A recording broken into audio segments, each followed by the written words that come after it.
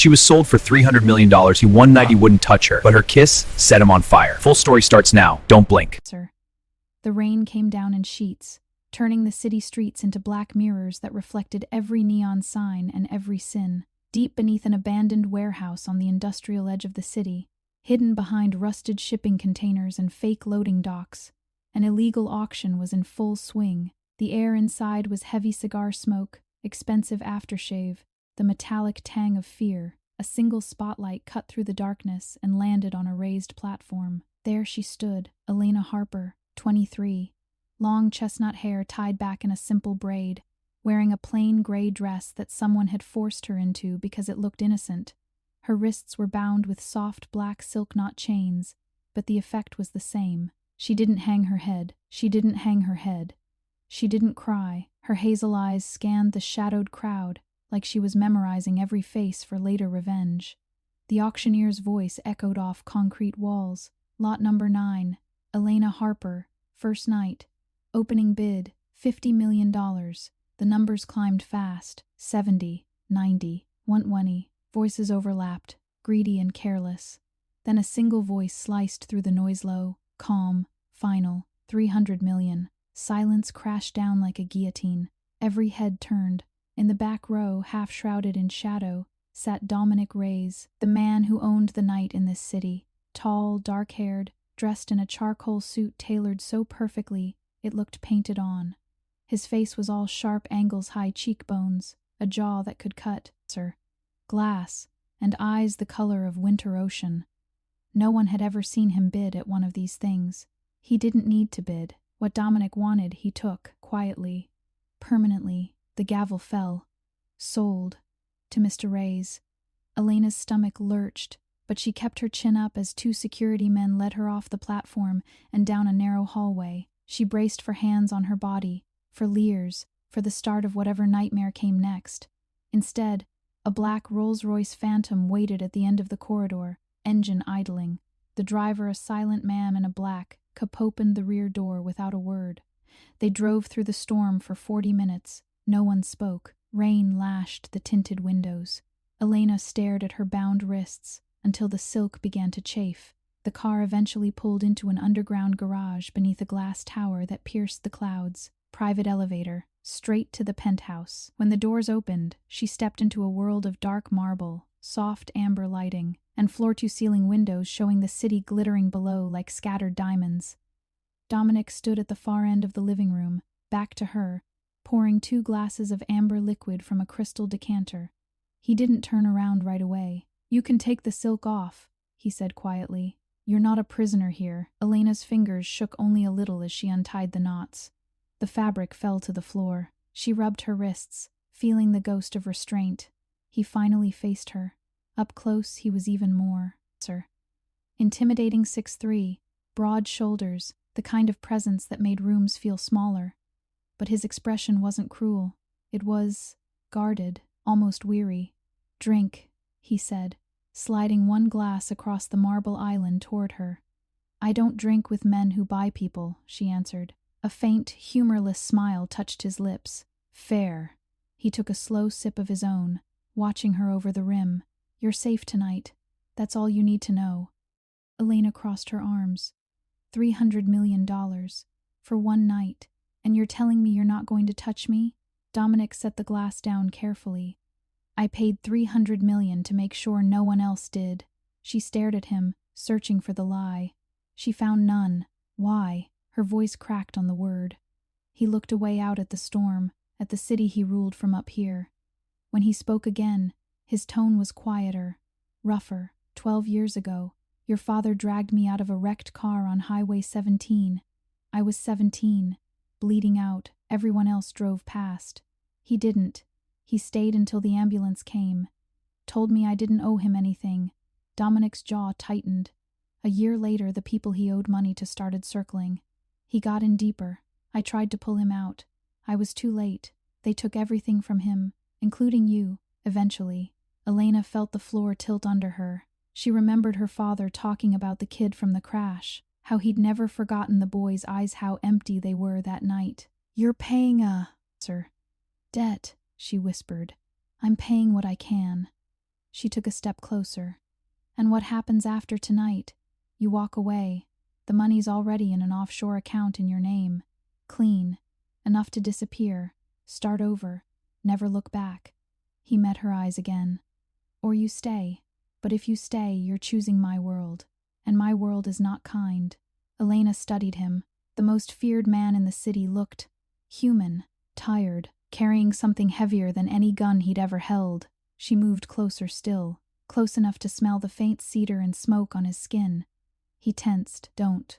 But she did.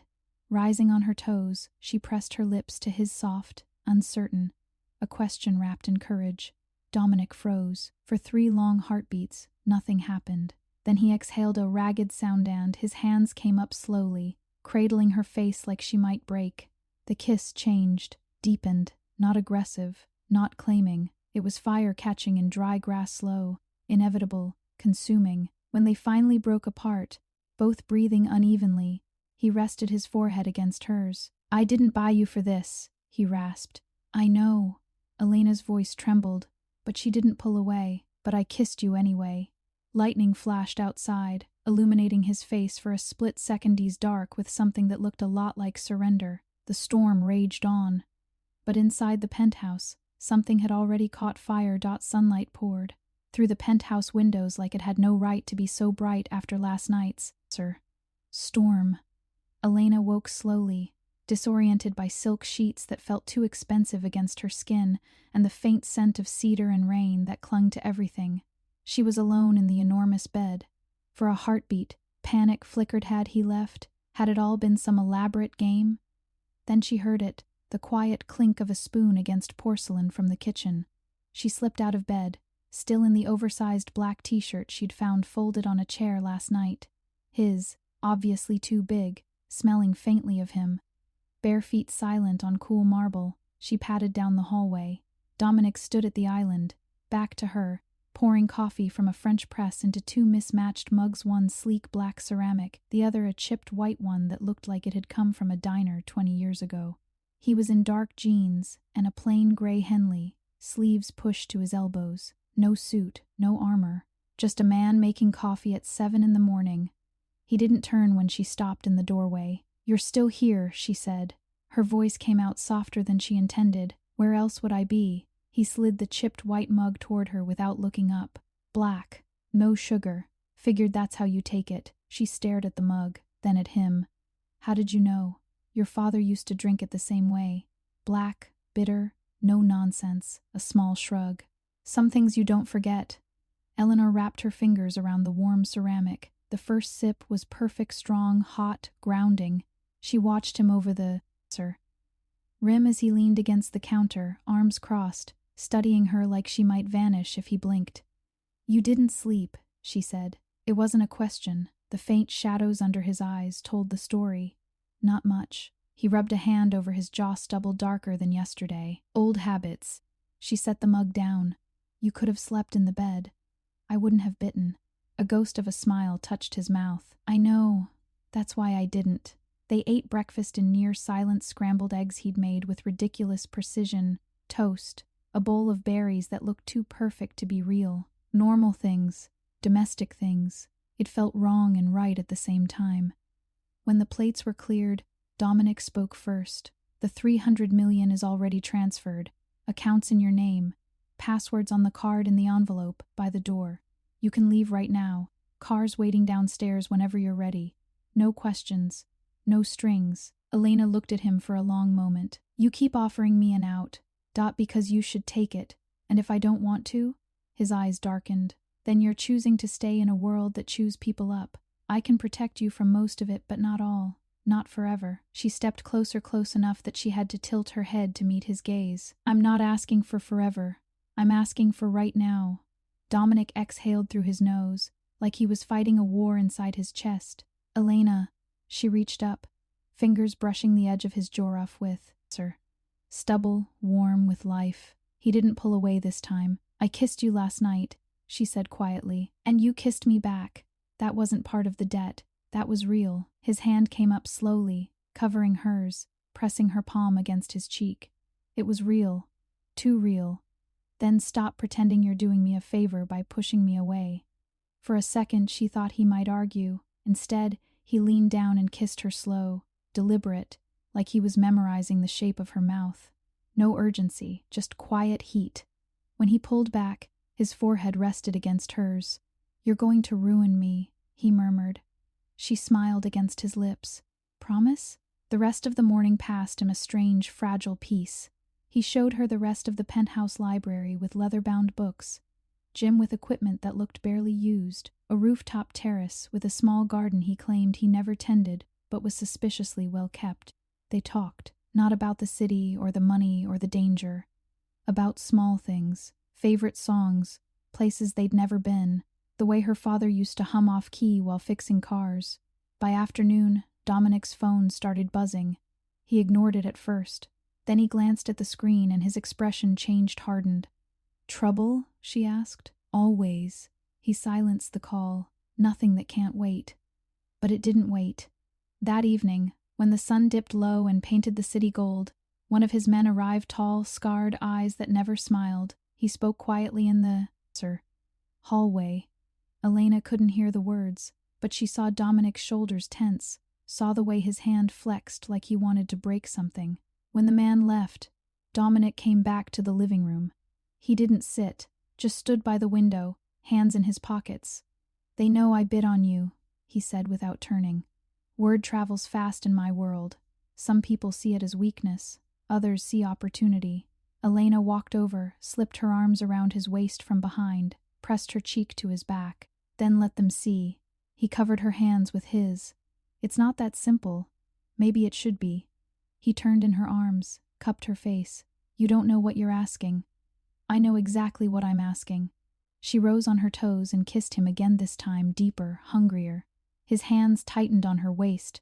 The kiss turned desperate, like they were both trying to outrun whatever was coming. When they broke apart, breathing hard, he rested his forehead against hers. "I can't promise I'll keep you safe," he said roughly, "but I'll burn the city down before I let anyone touch you." She smiled small, fierce, "Then burn it." That night they didn't sleep apart. They lay on the couch in the living room because neither wanted to be in a bed that felt too big. He held her against his chest, one arm around her shoulders, the other hand tracing slow circles on her back. They kissed until lips were swollen and breaths were ragged, never pushing past that line, but dancing so close the air felt electric. "You're shaking," she whispered at one point. "Never done this before," he admitted, voice low. Letting someone stay, she kissed the corner of his mouth. "Get used to it." Outside, the city lights glittered like a promise or a threat. Inside, something warmer was growing, something neither of them could stop. The first real crack in their fragile peace came 3 days later. Elena had started to feel almost normal in the penthouse, making coffee in the mornings, reading on the rooftop terrace while the city hummed far below, stealing kisses from Dominic when he thought no one was looking, though there were always eyes somewhere in his world. He still worked late, still disappeared into his office with encrypted calls and tense shoulders, but he always came back to her, always touched her like she might disappear if he didn't. That afternoon she was in the kitchen, slicing apples for no real reason other than it felt grounding. When the private elevator chimed, she froze. Dominic never had visitors without warning. Not here. The doors slid open. A man stepped out, mid-40s, lean, wearing a dark coat that didn't quite hide the bulge of a shoulder holster. His face was familiar from the few security briefings she'd overheard. Marcus Vale, Dominic's second-in-command, the one who handled the things Dominic preferred not to touch personally anymore. Marcus's eyes flicked to Elena, then away, polite but cold. "Boss needs to see you downstairs," he said to her, voice flat. "Now." Dominic appeared from the hallway before she could answer, expression already stormy. "She stays here," he said. Marcus didn't flinch. "They're waiting in the garage. 3 of them. Crow's people. They want to talk. They said if you don't come down, they start making noise. And they know her name." Elena set the knife down slowly. "Crow? Damien Crow," Dominic answered without looking at her. "Old rival. Thinks my attention is divided. Thinks that makes me weak." Marcus shifted. "They're not leaving without a conversation, Dom.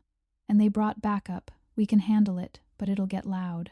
Dominic's jaw worked. He finally met Elena's eyes. Stay here. Lock the door behind me.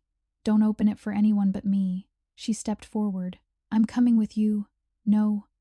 Yes. Her voice was steady. If this is about me, I'm not hiding upstairs like some prize you won. His eyes flashed anger, fear, something deeper. Elena I'm not asking.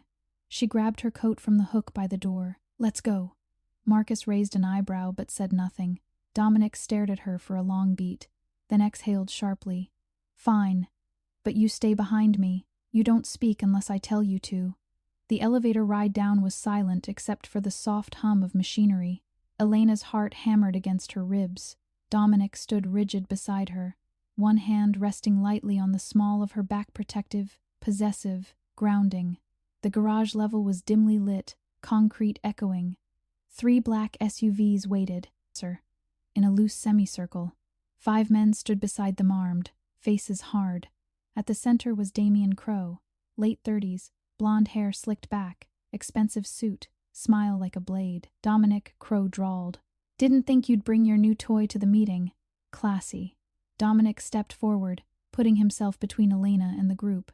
Speak your piece and leave. Crow's gaze slid to Elena. Pretty. Worth 300 million. Must be something special. Elena felt Dominic tense beside her. His voice dropped dangerously low. You look at her again. This conversation ends in blood. Crow laughed short, sharp. Relax. I'm not here to take your pet. I'm here to remind you that when the king gets distracted by a girl, the kingdom starts to slip. People talk. Debts get called in. Old favors get forgotten. What do you want? Dominic asked. Respect. Territory. A piece of the eastern docks. You've been sitting on them too long. Share, or we take. No. Crow shrugged. Thought you'd say that. Just wanted to give you the courtesy before things get unpleasant. One of Crow's men shifted, hand drifting toward his coat. Marcus moved faster, gun already drawn, leveled. The air crackled. Elena's pulse roared in her ears. She stepped sideways, just enough to see Crow clearly. He's not giving you anything, she said quietly. Crow's smile widened. The merchandise speaks. Dominic's hand shot out, pulling her back behind him. Last warning. Crow raised his hands in mock. Surrender. We'll be in touch. The SUVs peeled out one by one, tires screeching on concrete. When the last one disappeared up the ramp, Dominic turned to Elena, eyes blazing. I told you to stay quiet, and I told you I'm not hiding. She met his stare without flinching. They're coming for you because of me. I get a say. He dragged a hand through his hair, exhaling hard. You could have gotten yourself killed down here. So could you. She reached up, touched the side of his face, gentle, steadying. We're in this together, remember? For a second, he looked like he might argue. Then the fight drained out of him. He pulled her close, arms wrapping around her like he was afraid she'd slip away. Back upstairs, he paced the living room while she sat on the couch, watching him. They won't stop, he said finally. Crow's testing me. If I show weakness, others will follow. Then don't show weakness. He stopped pacing, looked at her. You want me to start a war over this? I want you to stop pretending you can protect me by keeping me in a cage. She stood, walked to him. I'm not fragile, Dominic. I grew up watching my father lose everything. I know what this life costs. He studied her, really looked. Then he reached for her, cupped her face in both hands, and kissed her. This kiss was different, deeper, hungrier, like something inside him had finally cracked open. His hands slid to her waist, pulling her flush against him. She rose on her toes, fingers threading through his, hair, kissing him back with everything she'd been holding in. When they broke apart, both breathing ragged, he pressed his forehead to hers. You're going to be the death of me, he whispered. She smiled small, fierce. Or the reason you finally live. That night they didn't sleep on the couch. They went to the bedroom. Clothes came off slowly, his shirt first, then hers. Skin against skin, hands exploring, kisses trailing over collarbones, shoulders, the curve of her neck.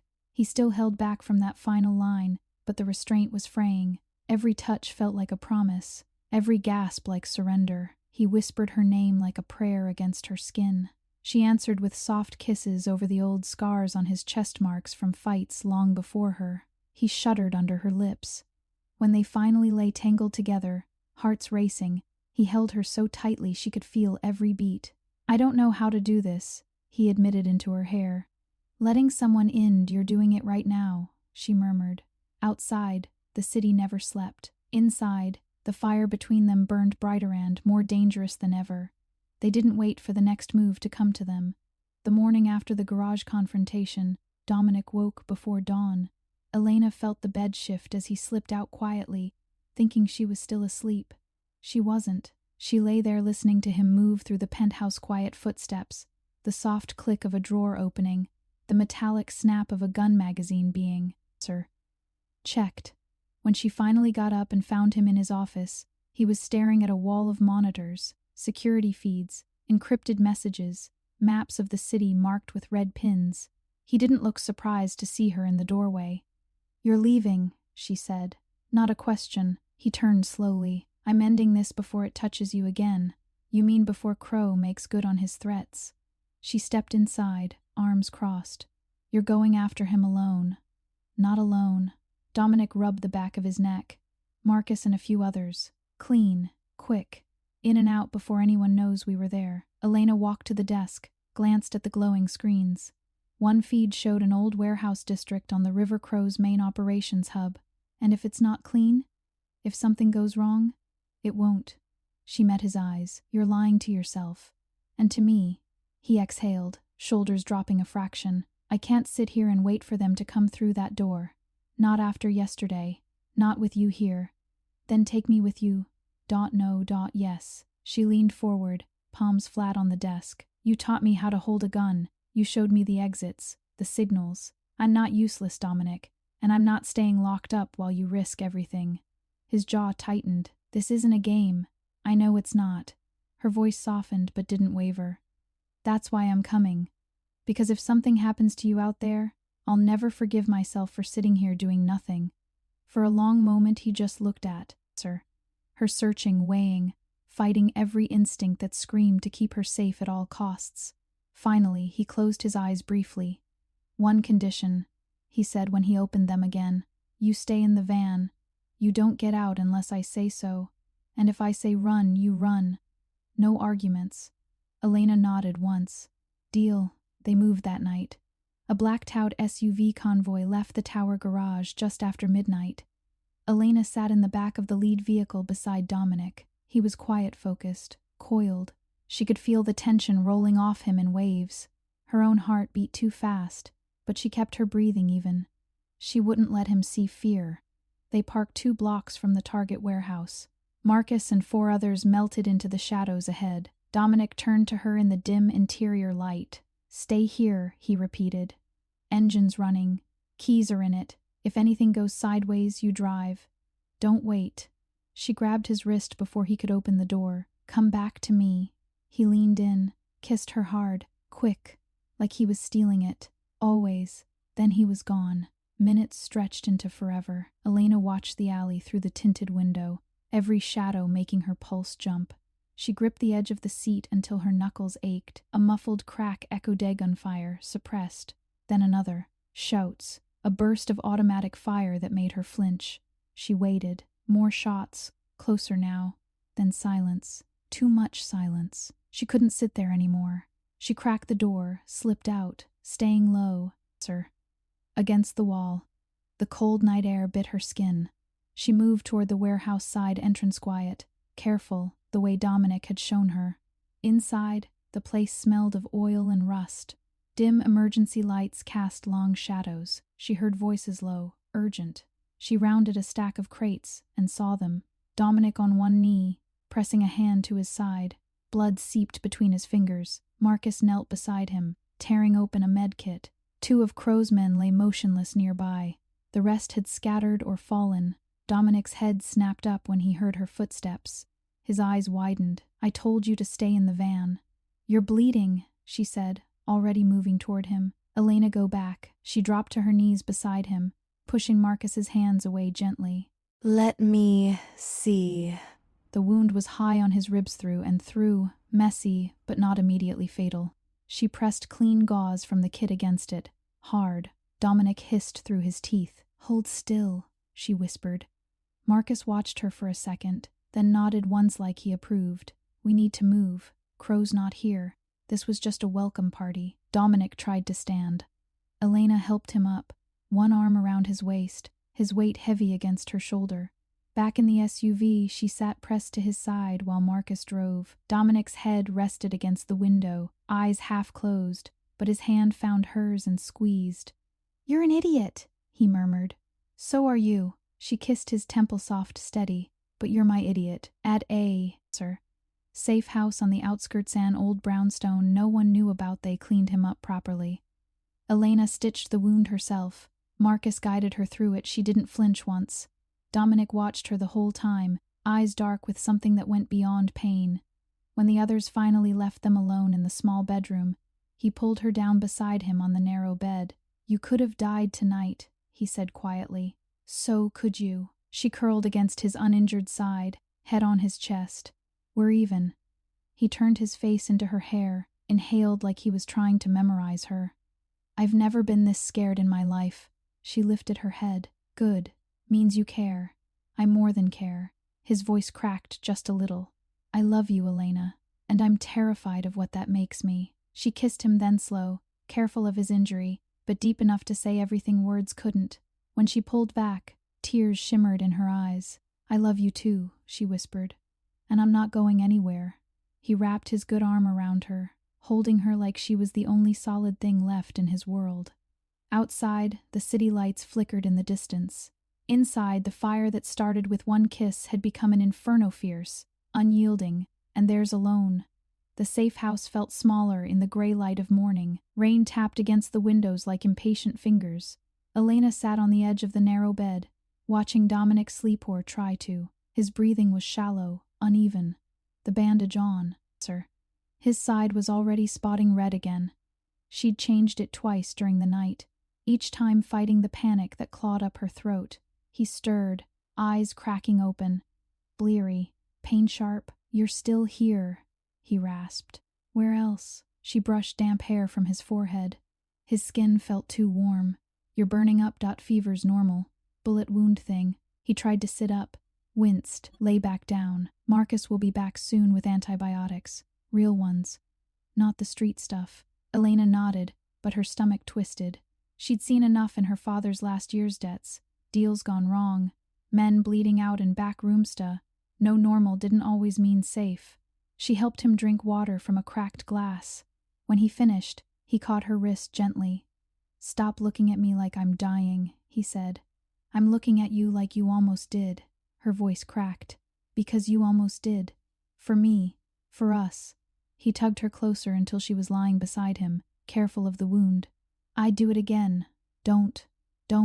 She pressed her face into the crook of his neck. "Don't say that." He wrapped his good arm around her shoulders, held her there. Quiet settled between the moanly rain and their breathing. After a while, he spoke again, low, rough. "I never thought I'd have this. Someone who stayed. Someone who fought beside me instead of running." Elena lifted her head. "I'm not running." "I know." His thumb traced her cheek. "That's what scares me most." She kissed him then soft at first. "Careful, sir." But he answered with more hunger than caution allowed. His hand slid to the back of her neck, pulling her closer. The kiss turned deeper, desperate, like they were both trying to prove something to each other, to the universe that this wasn't ending here. When they broke apart, foreheads pressed together, he whispered, "I love you, more than I know how to handle." Tears stung her eyes. "I love you too. And I'm terrified too." They stayed like that until Marcus returned. Quiet knock. Then the door opening. He carried a small black duffel. Antibiotics, painkillers, fresh bandages. He glanced at them tangled on the bed, said nothing, just set the bag down. "Crow's gone quiet," Marcus reported. "Too quiet. Word is he's licking wounds, but he's not done. We need to move you both. Somewhere deeper." Dominic nodded. "Give us an hour." Marcus left without another word. Elena helped Dominic sit up slowly. He gritted his teeth through the pain. She changed the bandage again, cleaner this time. Steadier hands. When she finished, he caught her chin, tilted her face up. "Whatever happens next," he said, "you remember one thing. You're not a dead anymore. You're everything. She swallowed hard. Then let's finish this. Together. They left the brownstone at dusk. A different car, older, less conspicuous. Marcus drove. 2 more men followed in a second vehicle. Destination: a cabin 3 hours north, buried in pine forest. No roads in or out except one dirt track. Dominic's last reel, sir. Bolt hole. The drive was tense. Elena sat beside him in the back, hand resting on his knee. He kept his eyes on the mirrors, scanning for tails. None came, but the silence felt heavier than any pursuit. When they finally reached the cabin's mall, wood-sided, hidden behind evergreens, night had fallen completely. Stars punched through the branches overhead. No city glow, just quiet. Inside smelled of pine and old smoke, a stone fireplace. 1 bedroom, 1 bathroom, simple, safe. Marcus checked the perimeter, set up motion sensors, then left with the others. Call if you need us. We'll be close. The door closed. They were alone. Dominic leaned against the wall, breathing carefully. Elena lit the fire kindling first, then logs. Flames caught quickly. Warmth spread. She turned to him. Bed. Now. He managed a tired smile. Bossy damn right. She helped him lie down, stripped off his shirt carefully, every movement slow, deliberate. The wound looked angry but clean. She kissed the skin above the bandage soft, then his collarbone, his throat, his jaw. He caught her face in his hands. Elena, she climbed onto the bed beside him, kissed him properly, slow, deep, pouring everything into it. Gratitude, fear, love. His hands roamed her back, careful but sure. Clothes came off in pieces, hers first, then the rest of his. Skin against skin, heat building. He still hesitated at the edge. Always had. She pulled back just enough to meet his eyes. I want this, she whispered. All of it, sir. With you. He searched her face, found what he needed. No going back, he said. I don't want to go back. He kissed her again, different this time. Slower, deeper, like a promise sealed. They came together, carefully mindful of his injury, but nothing between them anymore. No restraint, just them, firelight dancing on their skin, breaths mingling, whispers of names, gasps, quiet laughter when they fumbled, tears when the emotion crested too high. Afterward they lay tangled in the sheets, his arm around her waist, her head on his chest, listening to his heartbeat strong, steady. You okay? He murmured into her hair. More than okay. She traced lazy circles on his stomach. You? Never better. A pause. I meant what I said earlier. I love you. I know. She kissed his chest. I love you too. Outside, wind moved through the pines. Inside, the fire crackled low. For the first time in years, Dominic Reyes felt something close to peace. But peace in his world never lasted long. Spring arrived quietly, like it was afraid to disturb what had finally settled. The cabin in the pines became temporary. After 2 weeks of Dominic healing, slow stitches pulling tight, fever breaking in the night, Elena never more than an arm's length away. They moved again. Not back to the city tower, not to any place that smelled of concrete and power. Instead, Dominic chose a house on the edge of a small lake, an hour north of the city limits. White clapboard, wide porch, a garden that had been, neglected for years but still remembered how to bloom. He didn't announce the change. He simply stopped taking calls that started with boss. Marcus handled the handover, quiet transfers of territory, quiet retirements for the men who wanted out, quiet warnings to anyone who thought the vacuum meant opportunity. Crow never resurfaced. Rumors said he'd crossed the wrong border and paid for it. Dominic didn't ask for confirmation. He didn't need to. The house had no security cameras at first, no armed men in the driveway. Just a gravel path, wildflowers pushing through cracks, and the sound of water lapping against a short wooden dock. Elena planted herbs in the backyard because she'd always wanted to. Dominic watched her from the porch steps, coffee in hand, still moving a little stiff from the scar on his side. Some mornings he woke before her and sat on the dock alone, staring at the mist rising off the lake. She would find him there, wrap a blanket around his shoulders, and sit beside him without speaking. He'd eventually reach for her hand. That was enough. One evening in late May, the sky turned the color of peaches and gold. They sat on the porch swing newly hung, creaking softly. Elena's bare feet rested in his lap. He traced idle patterns on her ankle with his thumb. I stepped down, he said suddenly. No preamble. She looked at him. I know. Didn't think you noticed. I notice everything about you. She smiled small, warm. You're quieter now. You sleep through, sir. The night. You don't check the windows every 5 minutes. He exhaled a short laugh. That obvious? You're healing. She leaned forward, kissed the corner of his mouth, not just the bullet hole. He caught her chin gently, held her gaze. I don't deserve this. Any of it. Stop saying that. Her voice was firm but soft. You saved me that night. Not with money, with everything after. You chose me over the Empire. That's what matters. He looked away for a second out at the lake, where the last light was bleeding into the water. Then back to her. Marry me, he said. No ring in his hand yet. No grand gesture. Just the words, quiet and certain. Elena's breath caught. You're serious. Dead serious. She searched his face, the sharp lines softened by months of peace, the winter blue eyes that now held something warmer. She felt tears prick behind her own eyes. Yes, she whispered. Only then did he reach into his pocket. A simple platinum band, no diamond, just a thin circle of metal etched with tiny waves on the inside. He slipped it onto her finger. It fit perfectly. I had it made from one of the old coins your father used to carry, he said, the ones he kept in that tin box on the mantel. Figured it was fitting. She stared at the ring, throat tight. Then she looked up at him, tears spilling over. You kept that? Couldn't throw it away. His voice was rough. It was the only thing I had left of him. Until you. She surged forward, kissing him deep, fierce, tasting salt, sir, and relief. He pulled her into his lap carefully, arms wrapping around her like he still couldn't quite believe she was real. Later, after the sun had set and the stars came out sharp above the lake, they went inside. The bedroom was lit only by a single lamp on the nightstand. Clothes fell away, slowly familiar now, but no less reverent. They moved together with the ease of people who had learned each other's rhythms, each other's scars. No hesitation this time, no holding back, just them skin, breath, heartbeat. The fire that had started with one stolen kiss in a rain-soaked penthouse years ago burned steady now, warm and endless. Afterward, they lay facing each other in the dark, sheets tangled around their legs, his hand resting over her heart.